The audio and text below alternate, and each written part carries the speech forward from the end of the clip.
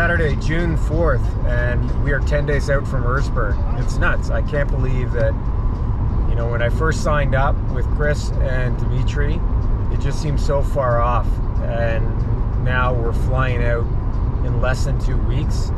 And this is the final stretch. I thought it might be kind of a cool continuation of the series to try and release almost daily updates of what's going on.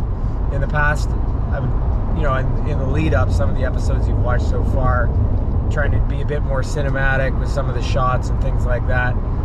But after talking to a lot of people, it seems that everyone's just interested in the immediate story coming into Erzberg. What we're doing to prepare,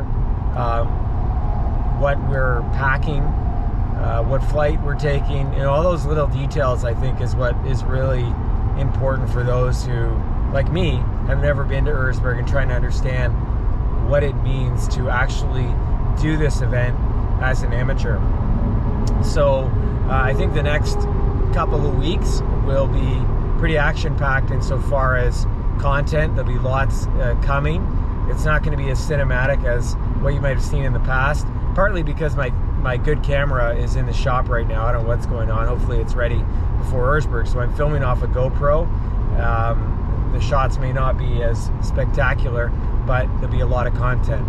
So day one of this, I guess, vlogging of sorts, I'm heading out to Superior Suspension Settings, Joe Skidd. He is my suspension guy and many others' suspension guy. He is easily one of the best suspension people in Canada. People like Tyler Medaglia and Dylan Wright, both champs, some of the best Canadian riders out there, if not the best. They use Joe for their suspension. You know, one of the things I often do when I'm trying to figure out how to tune my bike, I mean, everyone's got theories about what sprockets are the best, what oil's the best. And for me, I look at performance, I look at results, and when I look at the podium, I want to see what are these pros actually running. Because if you have a similar setup to them, then the only excuse at that point is your riding. And you know, when I look, I've always seen SSS on the top of the podium.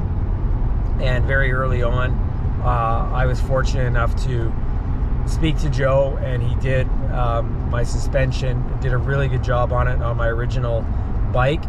And since then, not only have I realized how important suspension is, like night and day, the difference, I'll get back to that, but also just how important it is to make sure that you have your bike the way it needs to be for race day. Now, Erzberg is really strange because you've got this extremely fast mining road coming out, whereas watching some of the footage last night of Garcia and Jarvis, and they were hitting 120, 130 kilometers an hour, maybe even more. I think at one point I saw it because Jarvis had the gauge up, and it looked like it hit 84 miles an hour, which, looking at my odometer, that's close to 140 kilometers an hour. So you've got suspension that needs to deal with that at 140 kilometers, and then if you qualify, then you've got to quickly retune your suspension to a point where it can do the most difficult technical riding in the world, hard enduro riding. So that's asking a lot of your suspension. You're basically going from flat track suspension to hard enduro suspension in the same thing. You have to ride the same bike. So the way Erzberg qualifying works is there's a lot of people who just sign up for the prologue, the black ladder prologue, which means you have to try and qualify to get into the main race. And some people just want to do the race out of the mountain road. They just want to try that. And so even though you may see 1,500 competitors signed up, of those, there may only be 800 or so who are actually trying to do the main event, the race itself. And of those, let's say it's 800, they take 500, and those 500 will go on to actually do. So the top 500 times minus the people who are actually trying to do the main event, are not trying to do the main event, those are the people that are going to go on. So anyway, back to my point. You're flying up these roads, and if you want to go into the main event, you can't use, you know, what might be the ideal bike, like a rally bike or something like that, to get up the back of that, or a super enduro or something like that. I heard of one story where a guy in a super enduro was doing 192 kilometers at one point, 192 kilometers an hour, which you obviously can't then take that super enduro and try and ride hard enduro with it. So you need a bike that can do it all. So I'm riding a Gas EC300, which is very similar to my Gas that's in the back of my bike right now. I have an EX300, both TPIs, essentially the same engine, just tuned a little bit different, sprockets, things like that. And so I'm trying to get used to that. It's probably in many ways more similar to my KTM XCW. I have a 2020 KTM XCW, and that is probably the exact same bike as the Gas EC300. So that's what I'm going to be riding, and that's the bike that I need to, on one day, be hitting those types of speeds, flying out of that iron road, and then the next day turn around if I qualify and quickly retune my suspension into hard enduro. So that's why I'm off to see Joe. Joe is a suspension genius. I trust him with everything. All of his recommendations, I basically say to Joe, whatever you think needs to be done, then do it. And what I'm doing here is, because this event's so important and because I've now got involved into racing so much, is I'm moving to the WP Pro system for the forks. And so the Explorer Pro forks is what I'm picking up from Joe, and also what I'm getting him to tune for me for my weight. And I also have in the back my OEM shock that I'm going to take to him to retune. He does a change up, makes it much larger with a bladder, and anyway, it's a very significant difference. I've always said the first thing that I do with a bike now is get the suspension done, because if you're not grounded and in control, then what's the point? And the more you start to ride, the more you realize that, you know, we were kind of joking about this yesterday, like justifying it to ourselves as to why we're spending this money, but there's a lot of truth to it, and that suspension is actually a safety issue, because when you start pushing those limits and getting up to a point where you're, you know, easily on the last race I did, I think the top speed was 90 something kilometers an hour through the woods, and the average speed was somewhere around 35 kilometers an hour.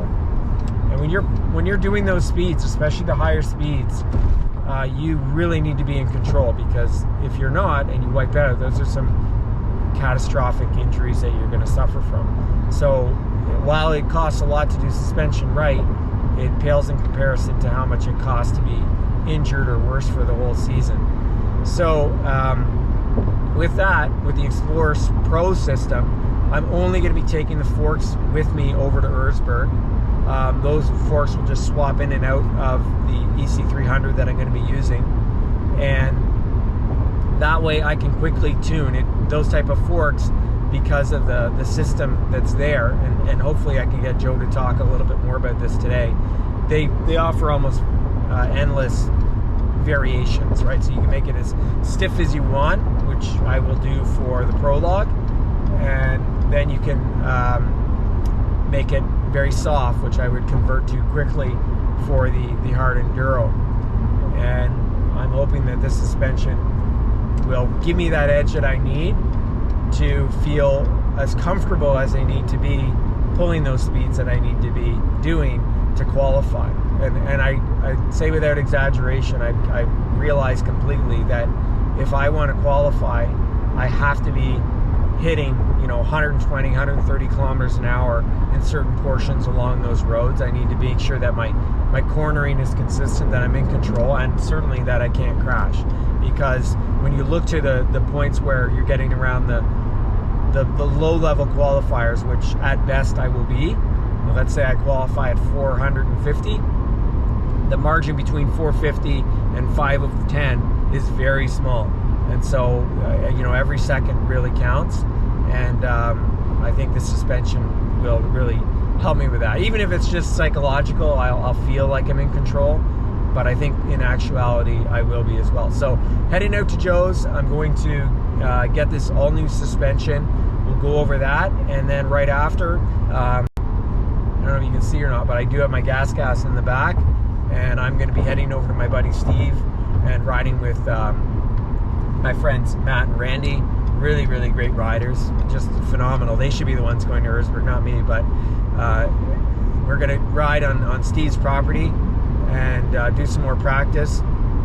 But you know what, one more thing I'll say, maybe this is a topic that'll come up a lot as we get closer, but it's been really hard to strike that balance between training and making sure I stay in shape and also not hurting myself. So last week I was at the Kraken ride.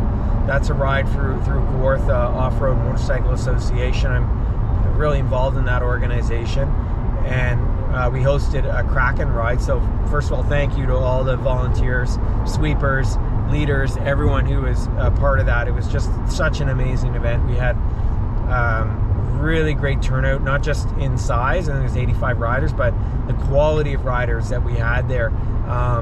People like Jake Stapleton came out, Lance Webb, Scott Thornton, John Hallett, really, really great riders. All my friends that I ride with, we'll go through the whole list, but I was really impressed to see the caliber of riders, a lot of pro riders, Graham Robotham, Tyler Otterspoor, anyway, thanks for coming out to everyone. It's Otterspoon. Anyway, I'm sorry, Tyler, if I mispronounced your name. I'm rambling. Back to my point. So, with the Kraken, that was some really hardcore stuff, and unfortunately it's too busy for me to actually film anything. And along with Dimitri, who I'm heading to Erzberg with, we were acting as the Kraken hunters, where we were trying to hunt these guys down through all the hard sections, and really just a way of saying we were roaming riders to make sure everyone was safe. And we did a lot of riding at Greens Mountain coming back. And what happened at Greens, so as I was coming down the back of the mountain, my front end just completely washed out in a totally, I mean, it's a steep section, and there's been, like, you watch some video, you'd see some people crash there pretty good, but I've done that I don't know how many times now with never an incident. I quite like downhill. I always feel in control, but I really think it comes back to the point of suspension. Because I was on a newer bike that I hadn't got the suspension done yet, I got kicked, and I ended up going over the bars and sliding down this big rock face and taking a huge rock off my shoulder. And thankfully I was wearing my armor. I'm wearing right now for that one I was wearing the Leah 3DF and that type of system in it. It took the bulk of it, but boy did it hurt, and I haven't been able to move my shoulder properly since, and for the first couple of nights I couldn't sleep. So I'm really concerned, because now it's getting better, so I'm not as concerned. As you can see, I'm using my shoulder now, but initially it started to make me think not just of suspension and the importance of it, but also I really need to take it easy before I head to Erzberg, because if I get hurt, there's so much on the line here that it's just not worth it. It's not worth any local ride or race that I want to do. I really do want to do them, but if I get hurt, then it could really jeopardize. And a good example of that, when I did my first race this year for XC, I should say, for Off-Road Ontario, I crashed really hard. So I was coming out of the start, and I got a really good start. Went in the first corner, I was second going into the woods, and I felt closing in on first. And just as before you come into the woods, there's a big tabletop. So I cleared that well coming in, and as we're coming into the woods, I decided to let off on the last jump, thinking I'll stay control. The guys behind me were pretty far behind. Not that far behind, but from the start, like I was easily controlling going into the woods. And I noticed the guy in front of me sent it off the jump, and I kind of backed off, because I thought I played a bit more conservative, but what I didn't realize, even though I should have because I've been watching the races all morning, is that it was a double. And so I'm in the air, and as soon as I was up in the air, I thought, I'm not going to Erzberg now, because I knew I was casing the second double, and that's exactly what happened. My back wheel hit, went over the bars, just full on ragdoll over that, and so went from second to last very quickly. Everyone passed me. I was just hoping that no one would hit me, and that was a real wake-up call, because, well, I guess it wasn't, because I'm out hurting myself at greens the next weekend, but it's been a wake-up call with racing, because I know that one thing like that, it was just a fluke, that I didn't really hurt myself, and that would have ended this whole trip. So there is a race tomorrow that I'm taking with the kids, but I've decided not to do it at Cochrane's, sorry, not at Cochrane's, at RJ's, which is a great race, and I'm really bummed that I'm not doing it.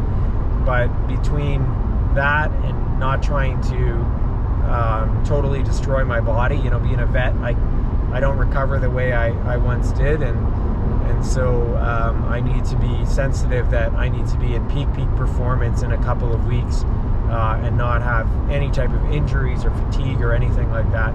So I'm actually still really looking forward to going and watching this, but striking that balance between training and staying in shape, and you know, wanting to do what I want to do as a rider, and also making sure that I'm in peak performance for Erzberg. It's been hard, especially as you get closer to it, but that's why I'm going riding with Matt and Steve, and they promise that we'll take it easy today. Holy smokes, check out this place. Time for some training. Okay, let it be known, I work hard when I ain't on the phone. This ain't a home, this ain't a phone. Gon' never stop and I'm keeping it cold. Unlocking the door with the holy key. You're supposed to be close to me, and hopefully you understand G.O.D. Make me this cold and I'm talking like no, this ain't a fluke. I seen it way before it ever happened. He gave me the view. I had to put in my time on the TV, it coming in soon. I couldn't leave it all up to a variant or an experience. You gotta get up and do what it do. So complicated, homie, it's you. Always gonna wait until you in the mood. I've been running, came up, gunning, stop and frame on your word. It's what you hear, not what you heard. I'ma hang on every verb. I'ma show you what it's worth. Every day I'm on the earth till they put me in the dirt. I'ma get into it first. Said I'ma get into it first until they put me in the dirt. Do it first. Said I'ma get into it. I can't break. That's the thing about me. I won't put these goals on freeze. I can't break. That's the thing about me. I won't put these goals on freeze. You cannot stop me. I need this spinach and broccoli. Termination like I'm Rocky. Lift the heavy, no spot, please. Body back a beating and I get away scotch-free. And I'ma take control, unbreakable. I sense the face, the shakes is cold, the grace is more. Plus it's really the motivation, so it's thank you so. That's on my neck, hard work on my brain. The easy road taking the left, it's on my chest. No time for regrets, faith in the journey like Steph. Shooting is wet like clay. Well, that's nice. You boys promised me Erzberg training. Oh man. Like follow the lead, I'm taking a chance today. Standing inside of the kitchen, like turn on the heat. I need to turn on my brothers and sisters and cousins and mothers until my beliefs get into it first. Said I'ma get into it first until they put me in the dirt. Said I'ma get into it first. Said I'ma get into it. I can't break. That's the thing about me. I won't put these goals on freeze. I can't break. That's the thing about me. I won't put these goals on freeze. Oh yeah.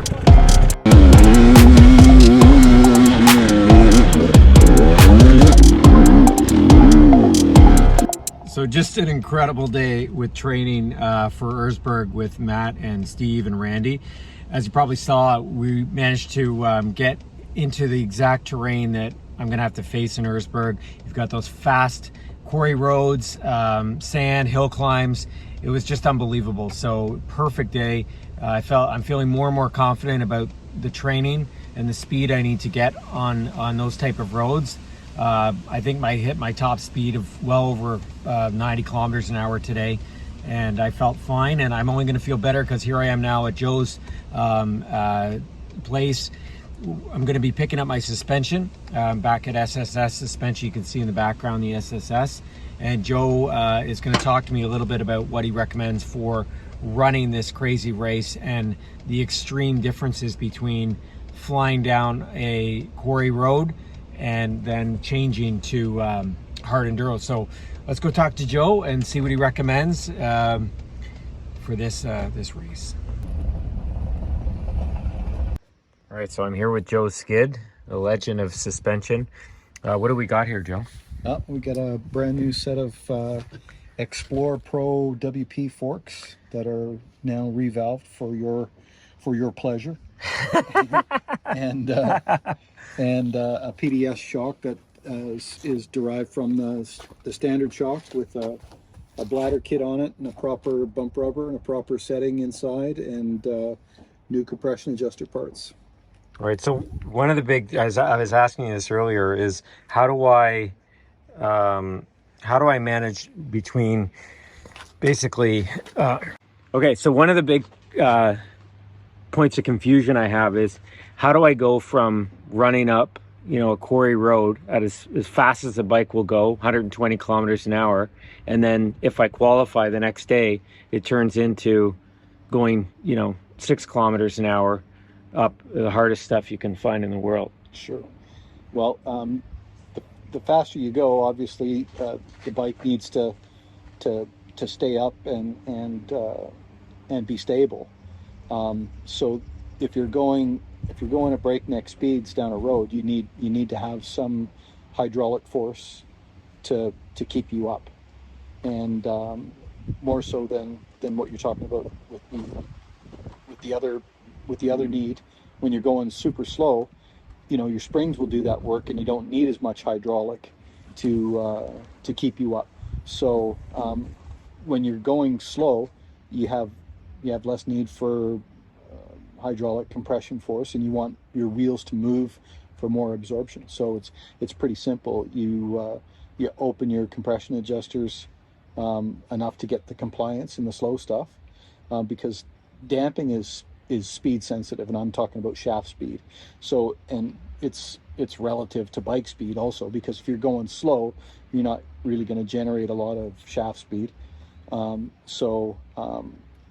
The faster you're going, when you have shaft speed, the components make more hydraulic damping the faster they go. So is this system going to be capable of such a wide range? Yeah, absolutely. I've got it set for you at the moment where it would be in the middle, without knowing where you're going and what you're up against. Right. I'm guessing that this would be a reasonable compromise for both things. Right. If you're looking to really maximize one or the other, you could adjust in one direction or the other. So for the flat out fire roads that you're talking about, I would tighten it down a little bit. And when you say a little bit, how many clicks you think? 2 or 3. That's it, eh? Yeah. So it's not all the way down to like 3 clicks out or anything. No, you can try. It's personal, right? So, right. And then when you're in the tight stuff and you're not really going anywhere and you want super compliance, open it up. Same thing, 2 or 3 clicks. And even on the move, right? Like if I'm finding that the suspension's too stiff as I'm out there, it's easy enough for me to open it up right then and there, or because I also have to do the bottom and I need parts, right? Or tools rather. At least a screwdriver, yeah. Okay. You can do everything you need with a single flat-bladed screwdriver. Okay. Yeah, but you'd have to stop to do it. You have to stop, yeah. Well, I think there'll be a lot of stopping in this race. I think stopping, drinking, surviving, calling for help. Yeah. Well, on this particular fork, your compression adjuster's at the top. Right. And I'm a firm believer that the rebound on the suspension needs to be as quick as you can possibly stand, because it's about letting the wheel get back down to the ground. Okay. And so I wouldn't mess with the rebound front or rear. Just keep it the same way. Yeah. And if you could even keep a stubby screwdriver in your pocket, or in your backpack or bum pack or whatever you got, and you could quickly, like in seconds, open up rear compression, front compression, Mm-hmm. and away you go. See if you've made the right thing. Okay. And what about, so my plan initially was just to take over the forks because they'll quickly swap into my rental bike. Yeah. But do you think that that's somewhat pointless, so I'm not bringing in a better bladder in the rear? Well, Better it's system? more to it than the bladder, and it's definitely worth bringing the shock in Is as it? well. Yeah, yeah. No matter what, I would bring the shock. Okay. Yeah, because it's all about traction and the wheel on the ground. And if you start with a stock shock, you would have wasted a lot of money going over. Right. Now, I know firsthand the difference between an OEM system Yeah. and what you do. Yeah. And it's the first thing I do on a new bike now because I know how much of a difference it can make. So what would someone who is like, at what point do they cross over where they really should be getting their suspension done? Or do you think right from the beginning? It depends on budget. Like, I mean, nothing's cheap these days, and all this shit's getting expensive. And how much you value your own safety and your own life. And you know, at this stage, how old are you? 45. 45. So Yeah. I'm just shy of 60, and it doesn't matter what the fuck I'm going to do, whether it's going to drive my car or mow my fucking lawn. Right. It needs to be an enjoyable experience somehow. And, Right. And you know, all bets are off. Yeah, spend the dough on the lawnmower, or spend the dough on the car, or the bike, or whatever the fuck. Yeah. And maximize the most. I had a massive revelation in my life when I finally realized that I've got way more days behind me than I've got ahead of me. Right. Changed everything, the way I think about everything. Yeah. And it's just like, it's got to be about maximum value and enjoyment of every minute. For sure. And I mean, this is, you know, it's an expensive sport, but at the end of the day, I mean, it's not that, so you're not driving Lamborghinis, and, No. you know, it's still pretty affordable. And it's funny you say that, because when I crashed on greens the other day, my friends joked and said, oh, you should upgrade your suspension and justify it by the safety. But I actually really believe that now, because I do feel unsafe on OEM suspension. Yeah, it's you know, a lot of the components are decent, but it's a compromise that's meant to go from, you know, the 15-year-old girl that's riding around in the woods to a top pro, and that's just too broad of a compromise for them to make. And also the OEM components have a cost limitation. Right. You know, any of the bean counters are just going, nope, that's too expensive. Right. You know, so that's part of the reason why I exist, is to push it past what their limitations are and make it a much more refined compromise for yourself and what you're doing. So you basically say anyone who can afford it, which the cost will vary depending on what you want to do. It's definitely I mean, I know that it's the first thing I do, and it's almost seems essential to me. It's almost as important as the bike itself at this point. Anybody that comes here that is serious, like I don't know how many customers, like at least 50-60% of the customers don't even ride the bike stock. They just bring it.